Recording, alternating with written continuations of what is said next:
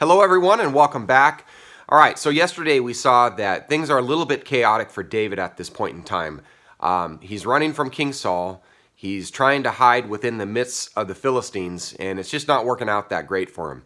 So here we pick up on 1 Samuel chapter 22. So David departed from there and escaped to the cave of Adullam. And when his brothers and all his father's household heard of it, they went down there to him.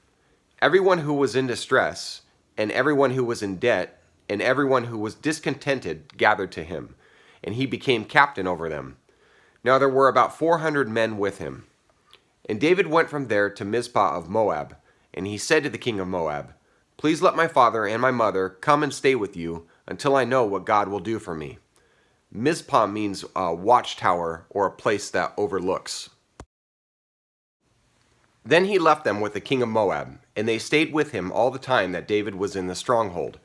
The prophet Gad said to David, "Do not stay in the stronghold. Depart, and go into the land of Judah."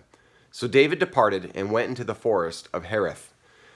David had Moabite blood from his great-grandmother Ruth, and thus sought refuge for his father and mother in Moab. Verse 6. Then Saul heard that David and the men who were with him had been discovered. Now Saul was sitting in Gibeah, under the tamarisk tree, on the height, with his spear in his hand, and all his servants were standing around him. Saul said to his servants who stood around him, "Hear now, O Benjamites, will the son of Jesse also give to all of you fields and vineyards? Will he make you all commanders of thousands and commanders of hundreds? For all of you have conspired against me, so that there is no one who discloses to me when my son makes a covenant with the son of Jesse. And there is none of you who is sorry for me, or discloses to me that my son has stirred up my servant against me to lie in ambush, as it is this day." Jealous much? Verse 9.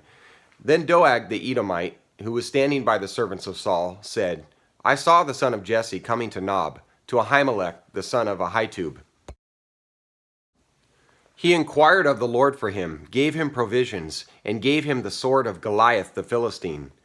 Then the king sent someone to summon Ahimelech the priest, the son of Ahitub, and all his father's household, the priests who were in Nob, and all of them came to the king. Saul said, "Listen now, son of Ahitub." And he answered, "Here I am, my lord." Saul then said to him, "Why have you and the son of Jesse conspired against me, in that you have given him bread and a sword, and have inquired of God for him, so that he would rise up against me by lying in ambush, as it is this day?" So remember in our last chapter that David told Ahimelech that Saul commissioned him to come to Ahimelech, and he wasn't allowed to disclose the purpose of the king sending him there.